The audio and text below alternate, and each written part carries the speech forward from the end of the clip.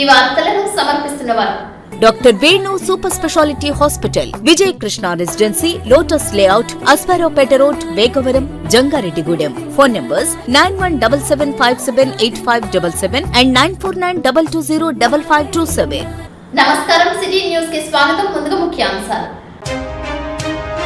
తన సోదరుడి మృతికి కారణమైన వారిపై చర్యలు తీసుకోవాలంటూ కామవరపుకోట మండలం రావికంపాడు హైస్కూల్ వద్ద పెట్రోల్ పోసుకున్న మహేంద్ర కుమార్ నాయక్.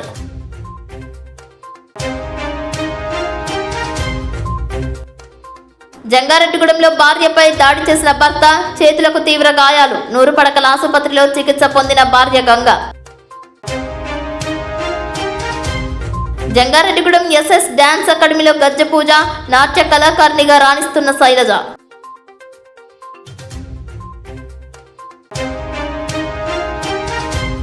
చివరి మజిలీలో తండ్రికి తలకొరివి పెట్టిన కూతురు, భావోద్వేగానికి గురైన బంధువులు, కుటుంబీకులు.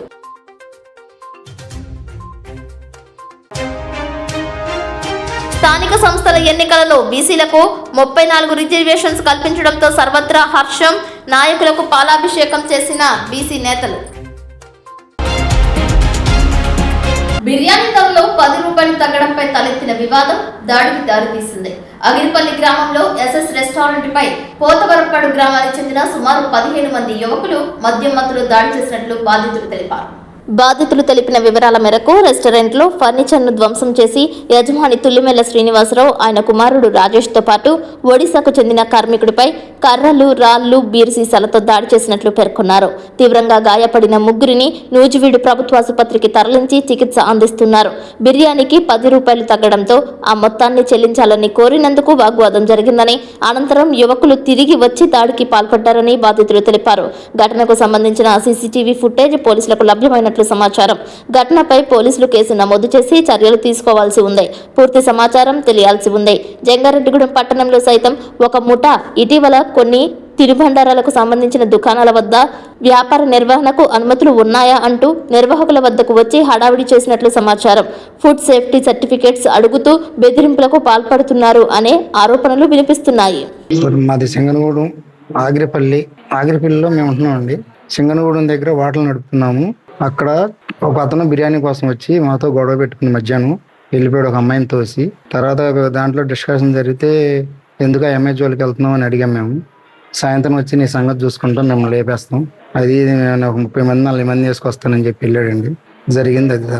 దాడి చేస్తాను, మీ మీద దాడి చేస్తాను, సాయంత్రం వచ్చి మీరేం పీకుతారో చూస్తాను, మీ వల్ల ఏమవుద్ది, మిమ్మల్ని చంపేస్తాను, మిమ్మల్ని లేపేస్తాం అని చెప్పి వార్నింగ్ ఇచ్చి వెళ్ళి సాయంత్రం మళ్ళీ ఒక 30-40 మందిని వేసుకొచ్చి బాగా దాడి చేసి కర్రలు తీసుకుని, రాళ్ళు, కర్రలు, సీసాలు, కత్తులు అవన్నీ వేసుకొచ్చి దాడి చేశారు. మొత్తం ఒక 4 తగిలింది సార్. ఒక ఆయన ఏమో ఆ దెబ్బలో పారిపోయాడు. మేము ముగ్గురేమో హాస్పిటల్కి అటెండ్ అయ్యాం. లేదండి, అంతకుముందు కూడా గతంలో కూడా 2-3 సార్లు వచ్చేట్టుగా అన్నారు. మేము ఏమో లేని పానిచ్చి వ్యాపారం ఇచ్చిగా ఇవాళైతే పద్దాకు వచ్చి నేను ఎందుకు ఇలా లాభం చేస్తున్నావు అది ఇది అని అడిగాం. మేము అడిగినందుకు నువ్వు ఎలా వ్యాపారం చేస్తావో నేను చూస్తాను, సాయంత్రం మా ఊరు వాళ్ళందరినీ వేసుకొస్తాను, సాయంత్రం మీ అంతా చూస్తాను, మిమ్మల్ని వేసేస్తాం, పొడి చేస్తాం, నరికేస్తాం అని చెప్పి అలా సార్. నా పేరు రాజేష్ అండి. మాది ఎస్ఎస్ ఫ్యామిలీ రెస్టారెంట్ అండ్ డాబా. మా నాన్నగారి కింద నేను చూసుకుంటా ఉంటాను అక్కడ. ఈ రోజు యథావిధిగా రోజు ఎలా వెళ్తున్నావు అలాగే వెళ్ళాను. హోటల్కి అలా చూసుకుంటున్నాను. మధ్యాహ్నం ఒక కస్టమర్ వచ్చాడండి. అతను పార్సిల్ కోసం వచ్చాడు. 160 రూపాయల బిర్యానీ పార్సిల్ అడిగాడు. 150 రూపాయలు ఫోన్పే చేశాడు. 150 రూపాయలు చేశారండి, ఇంకో 10 రూపాయలు వస్తాయండి అని అడిగాం మనం. సరే అండి వెళ్ళేటప్పుడు కొడతాను అన్నాడు. పార్సిల్ ఇచ్చే టైంలో మనం చెప్పాం ఇలా 10 రూపాయలు వస్తాయి అన్నా అని. మనం ఎలాగ అడిగాం, మామూలుగా ఎలా అడుగుతాం అలాగే అడిగాం. ఆయన ఏమన్నాడు, సరే చేస్తానని చెప్పి నీకు 10 రూపాయల కోసం ఇప్పుడు ఇష్యూ చేయాలి ఏంటి అని చెప్పి సీరియస్ అయ్యాడు ఆయన. 10 రూపాయల కోసం ఇష్యూ చేయడం ఏం లేదన్నా, నేను మామూలుగా అడుగుతున్నాను అంతే, మిమ్మల్ని 10 రూపాయలు ఇవ్వాలి కదా, 10 రూపాయలు తగ్గినాయి అది అడిగానన్నా అంతే అని చెప్పాను. చెప్పాక ఆయన నీకు వాళ్ళు తెలుసా వీళ్ళు తెలుసా అని చెప్పి అడిగాడు. నాకైతే ఎవరు తెలియదండి, నాకైతే తెలీదు, మరి అంతే ఫోన్ చేస్తానని చేసుకోను, నాకైతే తెలియదండి అన్న. కళ్యాణ్ అనే వ్యక్తి, లాజర్ అనే వ్యక్తి పేరు చెప్పాడు. వాళ్ళైతే నాకు తెలియదండి అని చెప్పా. కళ్యాణ్ అనే వ్యక్తి ఫోన్ చేసి ఇచ్చాడు. ఏం జరిగింది తమ్ముడు ఏంటని అడిగాడు ఆయన. ఇలా జరిగిందన్న 10 రూపాయలు తగ్గినాయి అన్న అంటే, సరే అతను తాగేస్తున్నాడు, అతను కొట్టపోతే నేను వాళ్ళ సాయంత్రం అటు వస్తాను, మీ హోటల్ నాకు తెలుసు, నేను చేస్తానన్నా కళ్యాణ్ అనే వ్యక్తి చెప్పాడు. లేదన్న ఇప్పుడు చేశాడన్న 10 రూపాయలు చేశాడు, చేసేసి మీకు ఫోన్ చేసి ఇలా చెప్తున్నాడు అన్న అని చెప్పాను ఆయనకి. సరే సరే తమ్ముడు తాగేస్తున్నాడు కొద్దిగా వదిలేసేలే, పట్టించుకోమాగా ఆయన మాట్లాడితే అన్నాడు. అయిపోయిందండి, అంత డిస్కషన్ అయిపోయింది. డిస్కషన్ అయిపోయాక ఆడమా అక్కడ మాకు క్లీనింగ్ చేస్తూ ఉంటుంది. ఆమె దగ్గరికి వచ్చి ఆమె ఏమందంటే అయిపోయింది కదా వెళ్ళిపోయా, ఎందుకయ్యా ఆ పిల్లోడి మీదకి అలా వెళ్తారని చెప్పి ఆమె అడిగింది. అడిగితే నువ్వెవరితో అడగటాకని చెప్పి ఆమె మీదకి వెళ్ళాడు. ఆమె ఆడవాళ్ళ మీదకి ఎందుకు వెళ్తావు అని చెప్పి నేను పక్కకి లాగా. అంతే జరిగింది. లాగినందుకు ఆయన ఓ 10 మందిని తీసుకొచ్చి నేను చంపేస్తాను, సాయంత్రం కల్లా నేను ఎంత చూస్తాను అని చెప్పి ఓ 10 మంది తీసుకొచ్చారు. 10 మంది తీసుకొచ్చి అక్కడ మా సామాను అన్ని పగలగొట్టేశారు. సరే అని చెప్పి ఆ 10 మంది 1 గంట ఓలగోలు చేసి వెళ్ళిపోయారు. అంత ముందు కూడా 2-3 సార్లు జరిగినాయి వాళ్ళతో గొడవలు. అప్పుడు వదిలేసాం, మనం ఏం పట్టించుకోవాలా. ఇది మూడోసారి ఏం చేశారు, ఇక సాయంత్రం 5-5:30 టైంలో 35 మంది 45 మంది జనం వచ్చారు. బీర్ సీసాలు, రాడ్లు, కర్రలు పట్టుకుని బాదులు పట్టుకుని వచ్చారు. నేను ఒక్కనే ఉన్నానండి, వచ్చారు. మా అద్దాలు అవన్నీ పగలు కొట్టేశారు. మనిషిని ఈ లోపల మా నాన్నగారు వచ్చారు స్కూటీ మీద. ఆయన పడేసి కొట్టేసి ఆయన తలకే పగలు కొట్టేశారు. ఆయన ఆపడానికి నేను వెళ్ళాను. ఈ లోపల నా మీద ఒక 20 మంది పడిపోయారు. బీర్ సీసాలతో ఇక్కడ పొడిచారు, ఇక్కడ ఏమో రాడ్లు పెట్టి కొట్టేశారు వెనకమాల. నేను అసలు పొడుకోలేకపోతున్నా, పొడుకోవడానికి ఆస్కారం లేదు నాకు. అలా కొట్టేశారు వెనకమాల. తలకాయ మీద 2 చోట్ల కొట్టారు. ఇక్కడ ఒక చోట పగిలిపోయింది, అక్కడ ఒక చోట పగిలిపోయింది. బీర్ సీసాలు పెట్టి గుచ్చేశారు నన్ను. రోడ్డు మీద పడేసి రాళ్ళలో పడేసి కొట్టేశారు. ఈ లోపల 112కి మధ్యాహ్నం ఒకసారి కాల్ చేస్తామండి. 112 నుంచి మధు అనే కానిస్టేబుల్ వచ్చారు, ఆగిరిపల్లి మండలం తరపున, పోలీస్ స్టేషన్ తరపున. ఆయన వచ్చారు. అప్పుడు ఆయన ఏమన్నారని గొడవలు ఎందుకు వెళ్ళిపోండి అన్నారు ఎవరు. అప్పుడు వెళ్ళిపోయారు. మళ్ళీ సాయంత్రం వచ్చారు, ఇలా 40 మంది వచ్చారు. 40 మంది వచ్చి ఇంకా ఒకరిని చేసి కొట్టేశారు, చంపేస్తా అన్నారు. అదే ఇంకో 10 నిమిషాలు పోలీసులు రాబోండి మమ్మల్ని చంపేసేవాళ్ళు. అంతసేపండి ఇప్పుడు ఎంత చేశారు, ఇంకో 10 నిమిషాలు లేట్ అయ్యండి మమ్మల్ని చంపేశారు. వాళ్ళు అన్నట్టు చేసేవాళ్ళు. అది జరిగింది. ఇప్పుడు గవర్నమెంట్ హాస్పిటల్కి వచ్చాం, ఇక్కడ ట్రీట్మెంట్ చేసుకున్నాం. వీళ్ళు 2 రోజులు ఉండమన్నారు. చెక్ చేసి అన్నీ చేసి చెప్తున్నారు, కంప్లైంట్ ఫైల్ చేస్తాం. చిన్నతనం నుంచి ఆమెకు నాట్యకళ అంటే ఇష్టం. ఆ ఇష్టాన్నే ప్యాషన్ గా మలుచుకుంది. నాట్యంలో మెలుగులు అందిపుచ్చుకుని నాట్య కళాకారిణిగా రాణిస్తోంది. ఏకంగా తనకంటూ ఇన్స్టాగ్రామ్ ఏర్పాటు చేసుకుని తనదైన శైలిలో ముందుకు సాగుతోంది జంగారెడ్డిగూడెం పట్టణానికి చెందిన శైలజ. జంగారెడ్డిగూడెంలో త్రివేణి విద్యా సంస్థల సమీపంలో ఎస్ఎస్ డాన్స్ అకాడమీని ఏర్పాటు చేసింది. ఎందరినో నాట్య కళాకారులుగా తీర్చిదిద్దడానికి తన వంతు సహకరిస్తోంది. తన వద్దకు వచ్చిన నాట్య కళాకారులచే బుధవారం గజ్జె పూజ కార్యక్రమం ఏర్పాటు చేసింది. నటరాజస్వామికి పూజలు చేశారు. నూతనంగా నాట్యం నేర్చుకునే కళాకారులచే గజ్జె పూజ ఏర్పాటు చేసింది. నాట్యం నేర్చుకునే వారి చేత తొలుత గజ్జె పూజ నిర్వహించడం పరిపాటిగా వస్తున్న ఆచారమని, తనను ఆదరిస్తున్న ప్రతి ఒక్కరికి సిటీ న్యూస్ తో మాట్లాడుతూ ఆనందం పంచుకుంది. సాంప్రదాయ నృత్యంతో పాటు విభిన్న నృత్యాలను సైతం నేర్పిస్తున్నట్లు ఆమె తెలిపింది. నమస్కారం. ఈరోజు మన ఎస్ఎస్ డాన్స్ అకాడమీలో గజ్జె పూజ నిర్వహించడం జరిగింది. అసలు గజ్జె పూజ అనేది ఎందుకు చేస్తారంటే, నృత్యంలో గజ్జె అనేది ఒక ఇంపార్టెంట్ పార్ట్. సో దాన్ని ముందుగా దేవుడి ముందు పెట్టి పూజించి ఎటువంటి ఆటంకాలు ఉండకుండా మంచి పేరు, ప్రతిభ, ఆశీర్వాదాలు కావాలని కోరుకుంటూ ఈ నటరాజ స్వామికి అనేది గజ్జె పూజ అనేది చేస్తారు. అలాగే మన ఎస్ఎస్ డాన్స్ అకాడమీలో వచ్చేసి కూచిపూడి, వెస్టర్న్, జుంబా, ఫోక్ అన్నీ నేర్పించడం జరుగుతుంది. అలాగే మన ఎస్ఎస్ డాన్స్ అకాడమీలో డాన్స్లో టాలెంట్తో పాటు పిల్లలు ఈ కల్చర్ అండ్ ట్రెడిషన్స్ కూడా తెలుసుకోవాలనే ఉద్దేశంతో ఈ గజ్జె పూజ నిర్వహించడం జరిగింది. Thank you. గురుభ్యో నమః. హరి ఓం. శ్రీమాత్రే నమః. జై శ్రీరామ్. ఈరోజు మరి ఎస్ఎస్ డాన్స్ అకాడమీ వారు మన శైలజ గారు ఆధ్వర్యంలో మరి శిష్యులందరికీ కూడా గజ్జె పూజ నిర్వహించడం జరుగుతుంది. కావున అసలు ముందుగా గజ్జె పూజ అంటే ఏంటంటే, మనం ఈ నాట్యం చేసే ముందు నటరాజస్వామి గజ్జెకు నటరాజస్వామికి పూజ చేసి ఆయన ఆశీర్వచనంతో ఈ గజ్జెలు అనేది కట్టుకోవడం జరుగుతుంది. కావున మన శైలజ గారు గురువు గారు శిష్యులందరికీ కూడా చక్కగా నాట్యం నేర్పుతున్నారు. ముందుగా వారికి నా అభినందనలు తెలుపుతున్నాను. అలాగే ఈ గజ్జె పూజ వల్ల శిష్యులందరూ కూడా చక్కగా నృత్యం అనేది భవిష్యత్తులో చాలా అందంగా నేర్చుకుంటారని మనస్ఫూర్తిగా కోరుకుంటున్నాను. అలాగే మీ అందరికీ కూడా నటరాజస్వామి ఆశీస్సులు ఉండాలని మనస్ఫూర్తిగా కోరుకుంటున్నాను. అలాగే పూర్వటి రోజుల్లో వర్షాలు పడాలన్నా, భూములు చక్కగా పండాలన్నా చాలామంది కళాకారులు నృత్యం చేసి వర్షాలు పడటం కానీ, భూములు అందంగా పండటం కానీ చేసేవారు. అలాగే మీ అందరికీ కూడా ఆ నటరాజస్వామి ఆశీస్సులు ఉండాలని మనస్ఫూర్తిగా కోరుకుంటూ ఓం నమః శివాయ. స్థానిక సంస్థల ఎన్నికల్లో బీసీలకు 34% రిజర్వేషన్స్ కల్పిస్తూ కూటమి ప్రభుత్వం కేబినెట్ ఆమోదం చేయడం హర్షణీయమని చింతలపూడి మండల టీడీపీ అధ్యక్షుడు చింతం విష్ణు అన్నారు. బుధవారం చింతలపూడి మినీ బస్టాండ్ వద్ద కూటమి పార్టీలలో బీసీ నేతల ఆధ్వర్యంలో ముఖ్యమంత్రి చంద్రబాబు, ఉప ముఖ్యమంత్రి పవన్ కళ్యాణ్, మంత్రి లోకేష్, ఎంపీ మహేష్ కుమార్ యాదవ్, చింతలపూడి ఎమ్మెల్యే రోషన్ కుమార్ ఫోటోలకు పాలాభిషేకం చేశారు. ఈ కార్యక్రమంలో కూటమి బీసీ నేతలు తాటి అప్పారావు, కొమ్మరాజు సత్యనారాయణ పాల్గొన్నారు.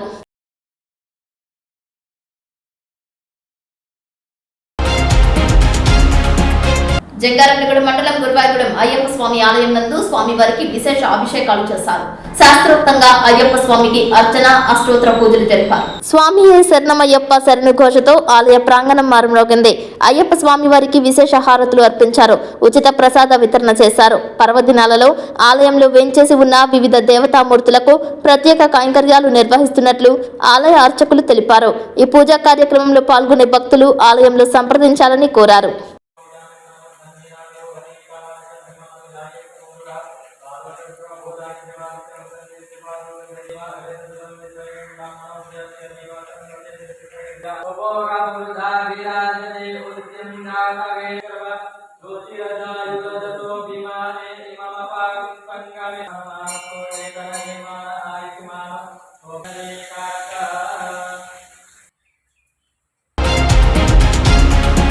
చింతలపూడి జూనియర్ కళాశాల మైదానంలో నమూనా నేర స్థలం వద్ద పోలీసులకు ప్రత్యేక శిక్షణ అందించారు.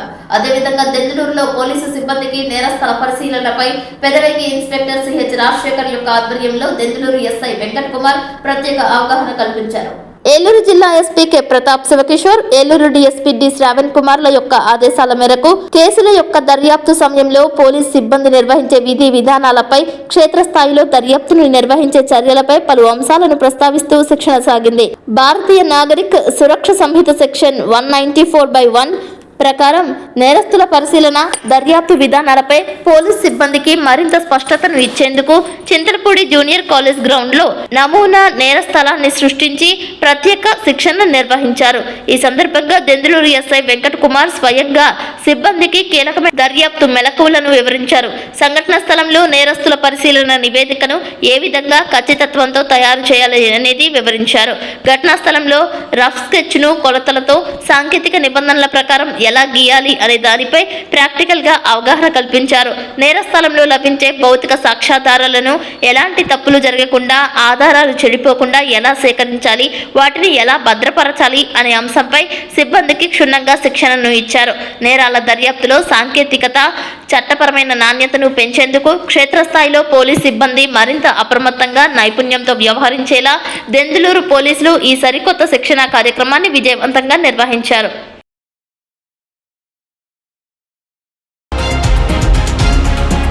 ఏలూరు జిల్లా ఎస్పీ కె ప్రతాప్ శివకిషోర్ ఆదేశాల మేరకు పోలవరం డీఎస్పీ కె జయకృష్ణ సూచనలతో Polavaram circle inspector B Krishnakumar ఆధ్వర్యంలో పోలవరం పోలీసులు, ఎక్సైజ్ శాఖ అధికారులు సంయుక్తంగా సారా తయారీ కేంద్రాలపై దాడులు నిర్వహించారు.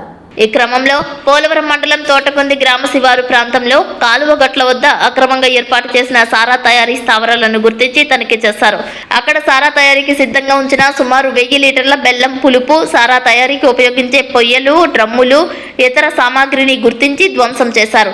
ఈ అక్రమ సారా తయారీకి పాల్పడుతున్న వ్యక్తులను గుర్తించి వారిపై చట్ట ప్రకారం కేసులు నమోదు చేసి కఠిన చర్యలు తీసుకుంటామని పోలవరం ఎస్ఐ శ్రీ పి అప్పారావు తెలియజేశారు. పోలవరం మండలంలో అక్రమ సారా తయారీ, విక్రయాలకు పాల్పడే వారిపై ఉక్కుపాదం మోపుతామని, ఎక్కడైనా అక్రమంగా సారా తయారు చేస్తున్నట్లు సమాచారం ఉంటే ప్రజలు పోలీసులకు తెలియజేయాలని ఎస్ఐ సూచించారు. ఈ దాడుల్లో Polavaram SI P Apparao, excise SI K Nagendra Kumar, police మరియు ఎక్సైజ్ శాఖ సిబ్బంది పాల్గొన్నారు.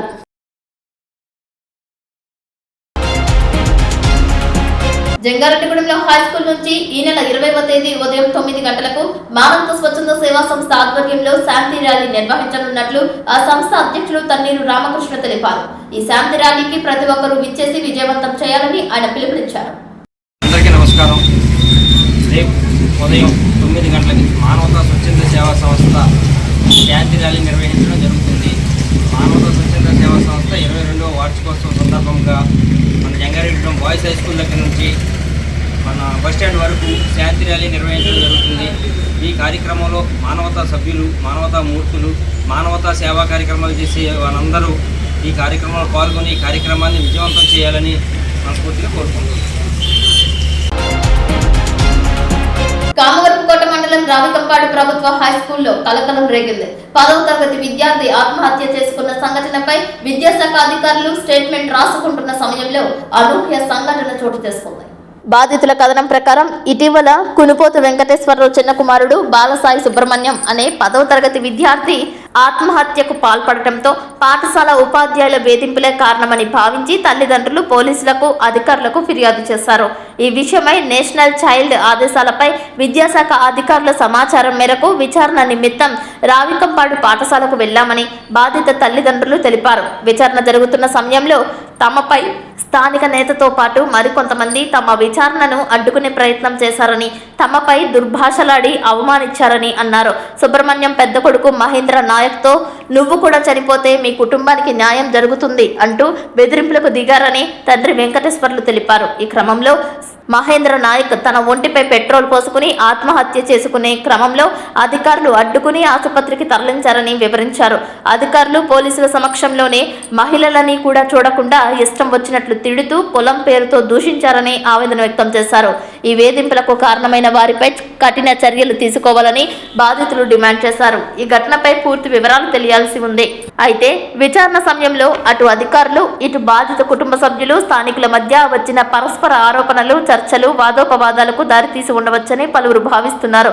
పెట్రోల్ పోసుకోవడంతో జంగారెడ్డిగూడెం నూరుపడకల ఆసుపత్రికి మహేంద్రను తరలించారు. హై స్కూల్ జరుగున పరిణామాలపై జిల్లా విద్యాశాఖ అధికారులు తల్లిదండ్రులను, విద్యార్థులను, ఉపాధ్యాయులను, స్థానికులను వేరువేరుగా విచారణ చేపట్టారు. విచారణలో వచ్చిన పలు అంశాలను ఉన్నత స్థాయి అధికారులకు ప్రభుత్వ దృష్టికి తీసుకువెళ్లే అవకాశం ఉంది. నేను జంగారెడ్డిగూడెం రాజుల కాలనీలో భవానీ అపార్ట్మెంట్లో ఉంటున్నామండి.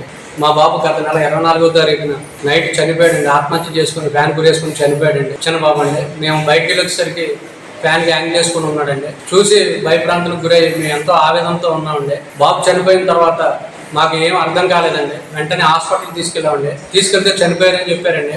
అపార్ట్మెంట్ దగ్గర తీసుకొచ్చేసరికి అపార్ట్మెంట్లో ఉన్న వాళ్ళందరూ బాబు ఇక్కడ చిన్నపిల్లలు ఉన్నారు, ఇక్కడ ఉంచకూడదు, మీ ఊరు తీసుకెళ్ళిపోమని మనం చెప్పారండి. మా అత్తగారు ఊరైన చక్రదేవరపల్లిని తీసుకెళ్ళామండి. దేహాన్ని తీసుకెళ్ళిన తర్వాత పిల్లోడు చనిపోయాడు కదా ఏంటి అని చెప్పి మేము ఆలోచించకుండా ఉండాలి.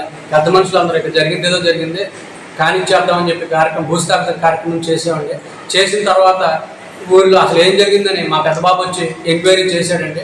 చేస్తే స్కూల్లో మాస్టర్లు వేధింపులు తాళలేక మా బాబు ఆత్మహత్య చేసి చనిపోయాడని చెప్పేసి వివరాలు తెలిసినండి. ఆ వివరాల ప్రకారం మేము కంప్లైంట్ పెట్టామండి. కంప్లైంట్ పెట్టిన తర్వాత ఈ రోజున DGYO గారు ఎంక్వైరీకి వచ్చారండి.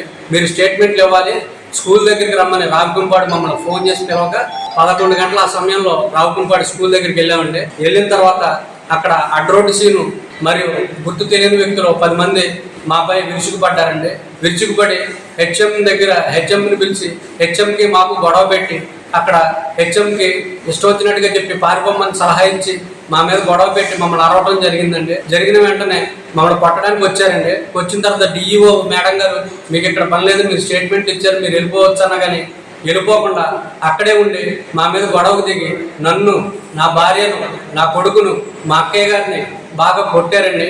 కొట్టడమే కాకుండా అందరూ మీద పడిపోయి ఆడవాళ్ళని కూడా చూడకుండా ఇష్టం వచ్చినట్టు మాట్లాడారండి. కులం పేరుతో బాగా దూషించారండి. దూషించి మమ్మల్ని చాలా ఇబ్బంది పెట్టారండి.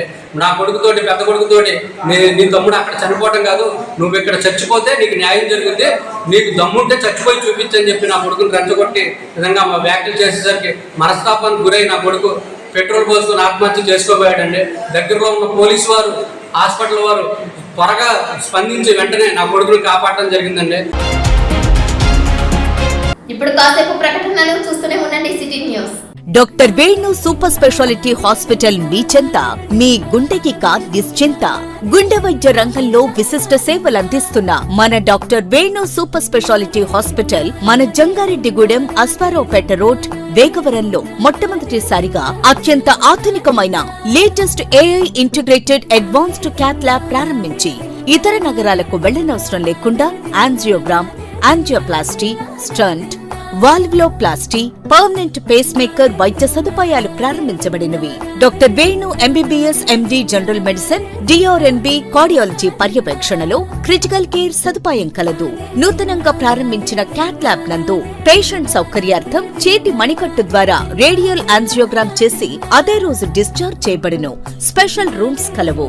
ఆధునిక సదుపాయాలతో వైద్య సేవలందిస్తున్న ఏకైక hospital doctor Venu super speciality hospital. మా ప్రత్యేకతలు: గుండెకు సంబంధించిన ప్రాథమిక పరీక్షలు, basic cardiac checkup, total cardiac checkup, master health checkup, ప్రత్యేకంగా బీపీ పేషెంట్స్ కొరకు hypertension BP package, diabetic sugar package 24 hours అందుబాటులో. గమనిక, త్వరలో బైపాస్ సర్జరీలు ప్రారంభించబడును. Doctor Venu super speciality hospital, Vijaya Krishna residency, lotus layout, Aswaraopeta road, Vegavaram, Jangareddygudem. Phone numbers 9177578577 and 9492205527.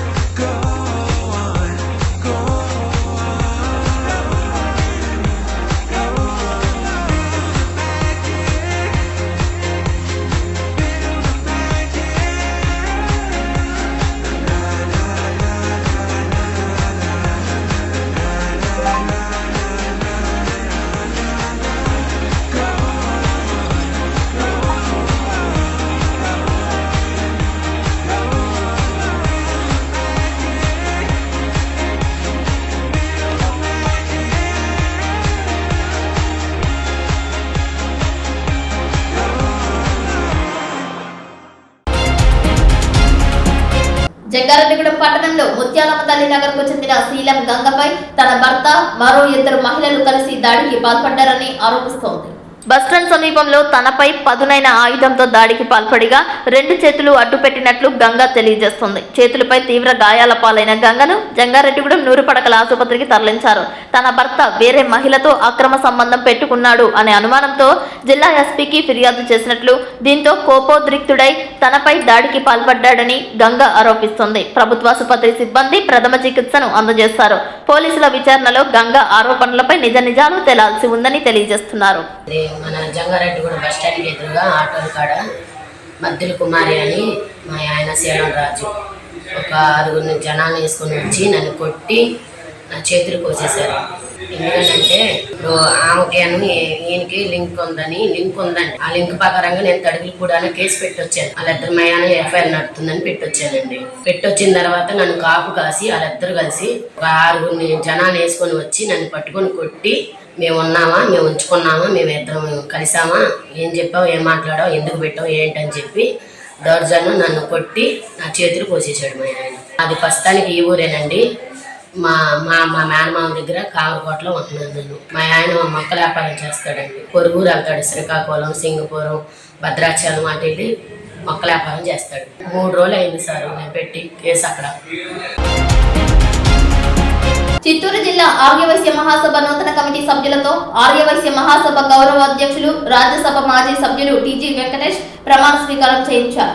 రాష్ట్ర ఆర్యవైశ్య మహాసభ అధ్యక్షులు లక్ష్మయ్య అధ్యక్షతన జరిగిన ఈ కార్యక్రమానికి టీజీ వెంకటేష్ ముఖ్య అతిథిగా విచ్చేసి మాట్లాడారు. ఆర్యవైశ్యులు రాజకీయ, ఆర్థిక, సామాజిక, సాంఘిక సేవా రంగాలలో పోటీ పడాలని టీజీ వెంకటేష్ అన్నారు. ఆర్యవైశ్య మహాసభ ఉమ్మడి జిల్లా గౌరవ అధ్యక్షులుగా చిన్ని రామసత్యనారాయణ, బిల్డింగ్ కమిటీ గౌరవ అధ్యక్షులుగా పెనుగొండ సుబ్బారాయుడులతో తొలుత ప్రమాణ స్వీకారం చేశారు. ఆర్యవైశ్య మహాసభ చిత్తూరు అర్బన్ జిల్లా గౌరవ అధ్యక్షులుగా ద్వారకానాథ్, జిల్లా అధ్యక్షులుగా బాబురావు, ప్రధాన కార్యదర్శిగా శరవణ, కోశాధికారిగా వెంకటేష్, చిత్తూరు జిల్లా గౌరవ అధ్యక్షులుగా చల్లా శివశంకర్, అధ్యక్షులుగా రత్నకుమార్, ప్రధాన కార్యదర్శిగా శ్రీనివాసులు, కోశాధికారిగా సుబ్రహ్మణ్యం, జిల్లా మహిళా సంఘం అధ్యక్షురాలిగా అనూష, ప్రధాన కార్యదర్శిగా మాలిని, కోశాధికారిగా ధరణి, చిత్తూరు రూరల్ జిల్లా ఆర్యవైశ్య మహాసభ మహిళా విభాగం అధ్యక్షురాలిగా నామా నీతు గుప్తా, ప్రధాన కార్యదర్శిగా కె మౌనిక, కోశాధికారిగా పి శ్రీదేవిలతో కలిసి ఇతర సభ్యులు ప్రమాణ స్వీకారం చేశారు. వివిధ అనుబంధ సంఘాలు మహిళా కార్యవర్గంతో ప్రమాణ స్వీకారం చేయించారు. ఈ సందర్భంగా నూతన కార్యవర్గ సభ్యులను ఘనంగా సత్కరించారు. వాట్సాప్లో కూడా పెట్టడం జరిగింది. ఎందుకంటే ఎంతమంది నాయకులు ఉన్నా గుర్తించింది ఒక పవన్ కళ్యాణ్ గారే. వారే చెప్పారు అమర్జీ పొట్టి శ్రీరామ్ గారి పేరు పోలవరం ప్రాజెక్టు పెడితే గౌరవార్థంగా బాగుంటుందని చెప్పడం జరిగింది. అలాగే మరి ఆర్యవైశ్యులు అంటే సేవా తత్పరులే. మనందరం కలిసి గ్రామ స్థాయి నుంచి స్టేట్ వరకు కూడా సంఘాన్ని పరిచయపరుచుకుంటూ మనందరం కూడా ముందుకు నడవాలని చెప్పి మీ అందరికీ మనవి చేయడం జరుగుతుంది. మనం కలిసి ఉన్నప్పుడే మనం ఏదైనా సాధించుకోవాల్సిన అవసరం ఉంది, కలుస్తుంది మనకి. మనం మాట్లాడడం కూడా ఆర్యవైశ్య మహాసభ జీవిత సభ్యత్వం కూడా ప్రతి ఒక్క ఆర్యవైశ్యుడు తీసుకోవాలని చెప్పి మీ అందరికీ మనవి చేస్తున్నాం. 2 సంవత్సరాల కాలంలో జీవిత సభ్యత్వం అంటే 4,000 సభ్యత్వం చేయగలిగారు. మా జిల్లా అధ్యక్షులు, మండలాధ్యక్షులు 4,000 అయినాయి. అంటే మనం ఎంత వెనకబడి ఉన్నామో ఆలోచన చేయండి. 525 రూపాయలు సభ్యత్వం తీసుకుంటానికి మేర మిషన్ లెక్క పెడుతున్నాం మనం. ఎన్నో కోట్లు, ఎన్నో లక్షలు మనకి పోతుంటాయి.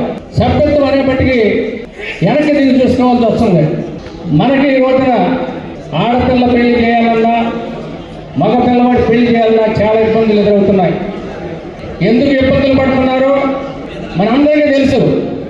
30 సంవత్సరాలు దాటినా పిల్లలు పెళ్లి అవ్వడం లేదు. కోరికలు గుర్రాలు ఎక్కేసినాయి.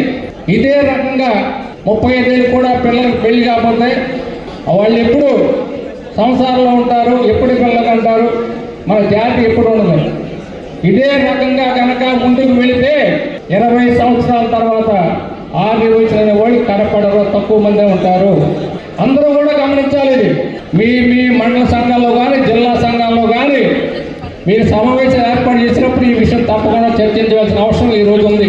అలాగే ఆర్యవైశ్యులు అందరూ కూడా ప్రతి సంవత్సరం పెనుగొండ అమ్మవారిని దర్శించాలని చెప్పి మీ అందరికీ మనవి చేస్తున్నా. నాకు ఈ అవకాశం ఇచ్చిన రత్నకుమార్ గారికి, వారి టీంకి ఈ రోజు ప్రమాణ స్వీకారం చేసిన అర్పణ జిల్లా అలాగే గౌరవ సంఘం వారికి నా ఉదయపూర్వక నమస్కారాలు తెలియపరుచుకున్నాను. చిత్తూరు జిల్లాలో తండ్రికి కూతురే కర్మ నిర్వహించింది. కార్వేటి నగరంలో కన్నీళ్లు పెట్టించే ఘటన వెలుగులోకి వచ్చింది. తండ్రి మరణించిన వేళ కన్న కొడుకే తలకొరివి పెట్టేందుకు నిరాకరించినట్లు సమాచారం. తండ్రి వెంకటేశ్వర్లు మృతి చెందడంతో అంత్యక్రియలు నిర్వహించేందుకు చివరికి కూతురు నాగరత్నమే ముందుకొచ్చారు. కన్న తండ్రికి చివరి వీడ్కోలు పలుకుతూ సంప్రదాయం ప్రకారం అంత్యక్రియలు జరిపారు. కన్న కొడుకు చేయాల్సిన చివరి కర్మను కన్న కూతురు చేయాల్సిన పరిస్థితి రావడం అక్కడున్న వారిని తీవ్ర భావోద్వేగానికి గురి చేస్తుంది. ఏ కారణంతో అయినా చివరి మజిలీలో కన్న పేగు బంధాల మధ్య ఇలాంటి దూరం ఏర్పడటం మాత్రం కలిచివేస్తోంది. ఈ ఘటన ఇప్పుడు స్థానికంగా తీవ్ర చర్చకు దారితీసింది. ఫోక్ సాంగ్ ఆర్టిస్టులు భార్యకు పట్టుబడ్డారు. Folk songs actors Eshwar Sai, Madhuri Rathod ను అర్ధరాత్రి సమయంలో రెడ్ హ్యాండెడ్ గా ఈశ్వర్ సాయి భార్య పట్టుకుంటున్నట్లు తెలియజేశారు. ఇటీవల ప్రమీల ఫోక్ సాంగ్ లో ప్రధాన నటీనటులుగా మాధురి రాథోడ్, ఈశ్వర్ సాయి నటించారు. ప్రస్తుతం ఒకే గదిలో వీరిద్దరూ ఉండటంపై ఈశ్వర్ సాయి భార్య ఆరోపణలు చేస్తున్నారు. నార్మల్ గా అయితే మాత్రం మా రిలేషన్ 7 years బట్టి ఎప్పుడు ఎలాంటి డిస్టర్బెన్స్ అయితే లేదు. ట్రూత్ గా చెప్పాలంటే నా హస్బెండ్ నేను ఈ 7 సంవత్సరాలు ఒక్కసారి కూడా నేను ఎప్పుడు ఇలాంటి పొరపాట్లు ఎప్పుడు చూడలేదు. టెక్స్టులు, మెసేజ్లు నా దగ్గర ప్రూఫ్లు ఉన్నాయి. చూపిస్తే మాత్రం అంటే ఇట్లా ఎలా వస్తుందంటే మరి నా హస్బెండ్ కూడా చెప్పడం ఏంటంటే తనే ఇట్లా నన్ను కొంచెం ఇది చేసింది. సో అందుకోసం అని ఏ అబ్బాయి అయినా సరే మరి ఎట్లా ఇలాగే అయిపోయింది ఇంకా అని చెప్పి తను చెప్తున్నాడు. మరి ఆ అమ్మాయి ఏమంటుందంటే నాతో కూడా చాలా మంచిగా మాట్లాడేది. సో నేను లాస్ట్ టైం సూసైడ్ చేసుకోవడానికి వెళ్ళాను అనమాట. ఇట్లా ఈ అమ్మాయి విషయంలోనే కొంచెం నాకేదో కొంచెం నెగిటివ్ వైబ్ వచ్చి సో నేను బయటికి అంటే నేను సూసైడ్ చేసుకోవడం వరకు వెళ్ళిపోయాను. నేను నాకు బాబున్నాడు, బాబుని తీసుకొని సూసైడ్ చేసుకోవడానికి వరకు వెళ్ళిపోతే ఆ అమ్మాయి నా కోసం ఫుల్గా అంటే ఎక్కడ ఇది బాగా స్ప్రెడ్ అయిపోతుందా ఏంటి అనుకుందో ఏమో తెలియదు కానీ కంటిన్యూగా నన్ను ఫాలోఅప్ చేస్తూ ఎక్కడున్నావు ఏమైంది నాకు అప్పుడు కూడా ఏం డౌట్ రాలేదు. తర్వాత చూస్తే మెసేజ్లు ఇవి అవి అన్ని చూస్తే ఇలా రావాలి, మీ అన్న రావాలి. మెయిన్ వాళ్ళిద్దరికి కలిపి ఒక ఆయన ఉన్నాడు, ఆయన రిత్విక్ అని చెప్పి వాళ్ళిద్దరు మీడియేటర్, అబ్బాయి పర్సనల్ అసిస్టెంట్ ఇద్దరికి. సో అసలు ఆ అబ్బాయి ఫోన్ లో ఎన్ని టెక్స్టులు ఇవన్నీ బ్యాకప్ చేసి చూస్తే అసలు చాలా ఇదిగా ఉంది. సో నేనైతే మాత్రం కోరుకునేది ఏంటంటే నా హస్బెండ్ అయితే తప్పైపోయింది, నాకు ఒక ఛాన్స్ అయితే ఇవ్వు అని చెప్పి ఆయన చెప్తున్నారు. కానీ ఆ అమ్మాయి నుండి ఎప్పుడు నేను ఏం ఫేస్ చేస్తానో తెలీదు. కానీ ఎందుకంటే ఇప్పుడు నాలాంటి అమ్మాయికి అంతమంది ఫాలోవర్స్ ఉంది, పైగా నాతో ఇంత మంచిగా ఉండి ఇంత చేసిందంటే వాళ్ళ అమ్మగారు రికార్డు కూడా ఉంది. నేను పొద్దున్న వాళ్ళ అమ్మగారికి ఫోన్ చేసి అడిగితే మా అమ్మాయి అంతే అలాగే చేస్తుంది అని చెప్పి అంటుంది. నా దగ్గర రికార్డు ఉంది. ఫోన్ స్విచ్ ఆఫ్ అయ్యేటప్పటికి నా దగ్గర ప్రూఫ్ లేకుండా ఉంది. ఆన్ చేస్తే అది కూడా ఇస్తాను. సో ఇట్లాగా ఇప్పుడు నాకు అన్యాయం జరిగింది. నా పేరెంట్స్, మా సిస్టర్స్ వచ్చి ఏదో చేశారు. నా హస్బెండ్ నాతో ఏదో కొంచెం పోలీసులు దీంతో ఏదో మాట్లాడుతున్నాం అవుతుంది. ఇప్పుడు నాలాంటి అమ్మాయి ఒకవేళ వేరే ఒక అమ్మాయి ఎవరైనా దొరికింది అనుకోండి, అమ్మాయి ఇదే స్ట్రెస్ తట్టుకోలేక సూసైడ్ వరకు వెళ్తే ఎంత ప్రాబ్లం. నేను ఇది ఒక్కటే ఆలోచిస్తున్నా. ఎవరైనా సూసైడ్ వరకు వెళ్ళారు అనుకోండి, అప్పుడు ఎంత ప్రాబ్లం ఉంటది. అమ్మాయికి తెలుసు నాకు బాబుని కొనేటప్పుడు నేను ఎంత డిస్టర్బ్ అయ్యాను, చాలా హెల్త్ ప్రాబ్లమ్స్ ఎలా వచ్చాయి అమ్మాయికి అన్ని తెలుసు. ఒక ఆడపిల్ల అయ్యి ఇంకో ఆడపిల్లకి అంత త్వరగా ఎలా మోసం చేస్తుంది? అది కూడా నా పక్కనే ఉండి మళ్ళా ఈశ్వర్ నిన్ను మోసం చేయట్లేదు, నేను అలాగా నీకోసం ఏడుచు ఇంత చేస్తూ నా హస్బెండ్ తో అసలు అది ఎట్లా ఉండగలుగుతారు? నా హస్బెండ్ కి డ్రింకింగ్ హ్యాబిట్ కూడా లేదు, అలాంటి తను డ్రింక్ కూడా చేయిస్తారంటే అసలు నాకైతే అర్థం కావట్లేదు. అసలు ఈ ఫోక్ ఇండస్ట్రీ అంటే నేను చాలా ఈయనకి మంచి వాళ్ళందరూ చాలా మంది మాట్లాడుతుంటే అబ్బా చాలా ఇట్లా ఉంటది అట్లా ఉంటది అనుకున్నా కానీ ఇంత అన్యాయం నా వెనక ఇలా జరుగుతుంది అని చెప్పి నేను ఎప్పుడైతే అనుకోలేదు. జంగారెడ్డిగూడెంలో సబ్ స్టేషన్ వద్ద ప్యాసింజర్ ఆటోను ప్రైవేట్ ట్రావెల్ బస్సు ఢీకొట్టింది. జంగారెడ్డిగూడెం వైపు నుంచి జీలుగుమిల్లి వైపు ప్యాసింజర్ ఆటో ఎడమ వైపు నుంచి వెళ్తుండగా ఎదురుగా వస్తున్న ట్రావెల్ బస్సు అదుపు తప్పి ప్యాసింజర్ ఆటోను ఢీకొట్టినట్లు తెలియజేస్తున్నారు. ఈ ప్రమాదంలో పాలచర్లకు చెందిన ప్యాసింజర్ ఆటో డ్రైవర్ దిలీప్ తీవ్ర గాయాలైనట్లు తెలియజేశారు.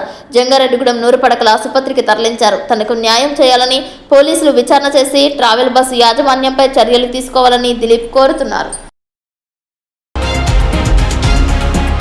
మరోమారు బీసీలపై కూటమి ప్రభుత్వం తనకున్న అభిమానాన్ని మాటలతో కాకుండా చేతలతో చేసి చూపించిందని టీడీపీ పట్టణ అధ్యక్షులు కొండరెడ్డి కిషోర్ అన్నారు. స్థానిక సంస్థల ఎన్నికలలో బీసీలకు 34% రిజర్వేషన్ కల్పించడాన్ని స్వాగతిస్తూ జంగారెడ్డిగూడెం తెలుగుదేశం పార్టీ కార్యాలయం నందు పట్టణ టీడీపీ అధ్యక్షులు కోనేటి చంద్రి అధ్యక్షతన సంబరాలు జరిపారు.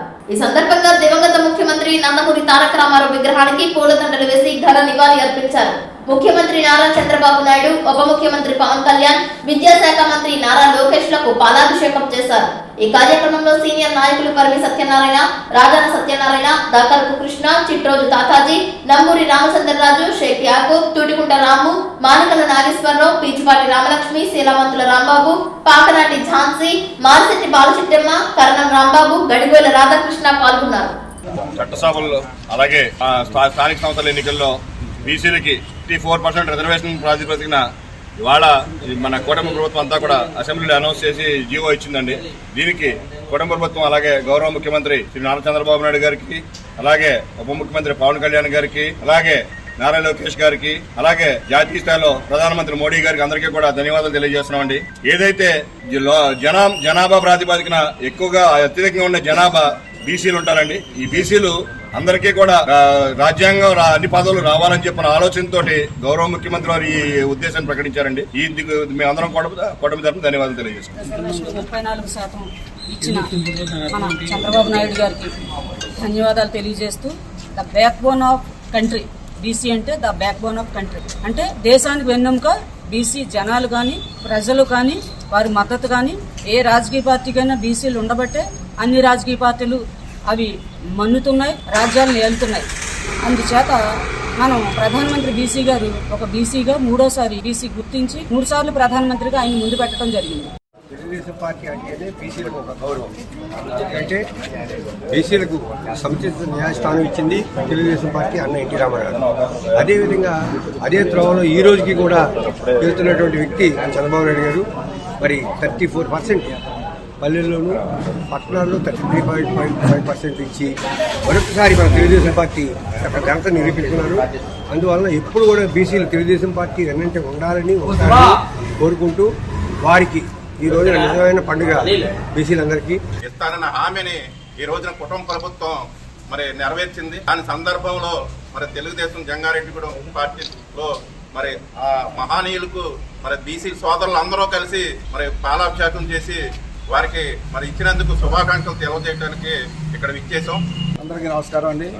ఈ రోజున జంగారెడ్డిగూడెం పట్టణం తెలుగుదేశం పార్టీ కార్యాలయంలో బీసీలకి స్థానిక సంస్థల్లో రిజర్వేషన్లు 24 నుంచి 34% పెంచిన సందర్భంగా ప్రీతమ ముఖ్యమంత్రి వర్యులు మాన్యశ్రీ నారా చంద్రబాబు నాయుడు గారికి, అలాగే ఉప ముఖ్యమంత్రి పవన్ కళ్యాణ్ గారికి, నారా లోకేష్ గారికి, మోడీ గారికి మా అభినందనలు తెలియజేసుకుంటూ ఆ సందర్భంగా ఇక్కడ పాలాభిషేకం ఏర్పాటు చేయడం జరిగింది. కార్యకర్తలకు అందరికీ కూడా నా నమస్కారాలు. ఈ రోజు జంగారెడ్డిగూడెం పట్టణ పార్టీ ఆఫీసులో బీసీలకు 34% రిజర్వేషన్ ఇచ్చినందున, స్థానిక ఎన్నికల్లో బీసీలకు రిజర్వేషన్ ఇచ్చినందున కూటమి ప్రభుత్వం సీఎం చంద్రబాబు నాయుడు గారికి పాలాభిషేకం చేయడం జరుగుతుంది. నాయకులు అందరూ కూడా నరేంద్ర మోడీ గారు ఏబీసీ బీసీ 34% ఇవ్వడం అనేది చాలా అభినందనీయం.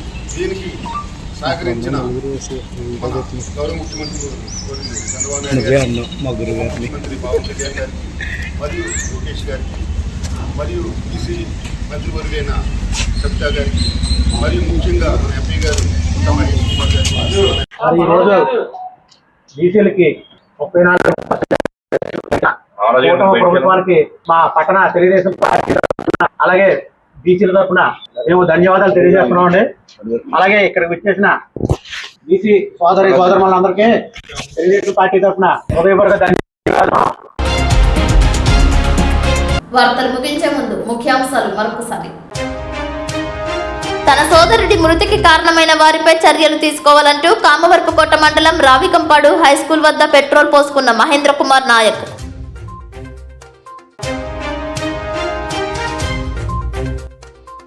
జంగారెడ్డిగూడెంలో భార్యపై దాడి చేసిన భర్త, చేతులకు తీవ్ర గాయాలు, 100 పడకల ఆసుపత్రిలో చికిత్స పొందిన భార్య గంగ. జంగారెడ్డిగూడెం ఎస్ఎస్ డాన్స్ అకాడమీలో గజ్జ పూజ, నాట్య కళాకారిణిగా రాణిస్తున్న శైలజ.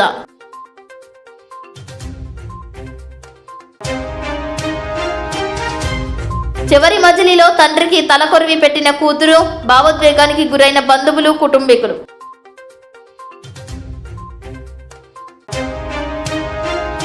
స్థానిక సంస్థల ఎన్నికలలో బీసీలకు 34 రిజర్వేషన్స్ కల్పించడంతో సర్వత్రా హర్షం, నాయకులకు పాలాభిషేకం చేసిన బీసీ నేతలు.